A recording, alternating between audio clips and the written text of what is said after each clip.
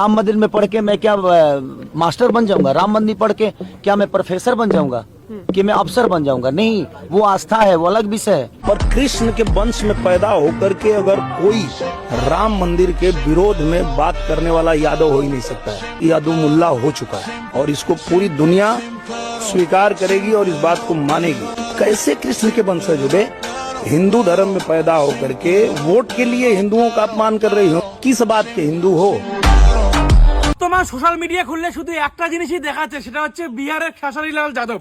হ্যাঁ, কোন খেসারিলাল যাদব যে ভোটের আগে বলেছিল যে কোনো মাইকেলের দম নেই যে আমাকে ভোটে হারাবে, हमें हराने के लिए कोई माई का लाल पैदा नहीं हुआ है। এবং ভোটের আগে সাংবাদিক যখন তাকে প্রশ্ন করেছিল আপনি কি ভোটে জিততে পারবেন, তখন বলে জিততে পারবেন মানে আমি জিতে গেছি। जीतते हैं ये सवाल ही नहीं है कि जीतते हैं, जीत गए हैं। আমাদের রাম মন্দির নিয়ে বলেছিল যে রাম মন্দির ভেঙে নাকি স্কুল কলেজ এবং হাসপাতাল এইসব তৈরি করা উচিত।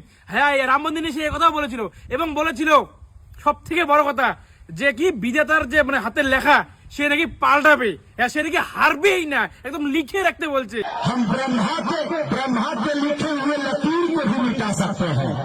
সে নাকি হারলে নাকি তার নাম চেঞ্জ করার কথা বলছে। इस बार अगर खेसरिया सरकार नहीं बदला तो मेरा नाम बदल देना। তো বলছি মোনা, এখন তোমার নামটা কি রাখা যায় তাহলে? হ্যাঁ বন্ধুরা, সবাই আগে একটু কমেন্ট করো যে এর নামটা কি রাখা যায়। সে ভোটের আগে বড় বড় বাতালা মারছিল যে কোনো মাইকেল আলার নাকি দম নাই যে তাকে হারাবে, খেসারিলাল যাদবকে নাকি হারাবে, কোনো মাইকেল আলার দম নেই যে তাকে হারাবে।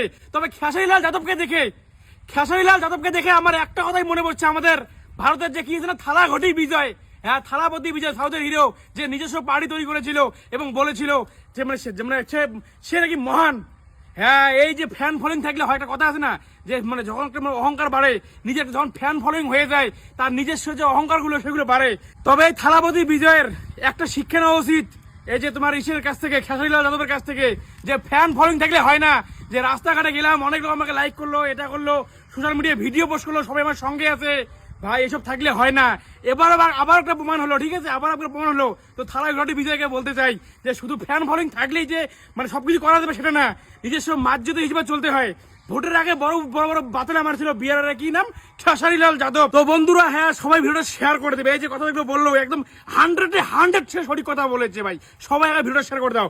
এই যে খেসারিলাল যাদবের পতনের কারণ হচ্ছে এই খেসারিলাল যাদব আগামী 10 বছর আর মেরুদণ্ড সোজা করে দাঁড়াতে পারবে না। তো এর থেকে শিক্ষা নেওয়া দরকার থালাপতি বিজয়ের।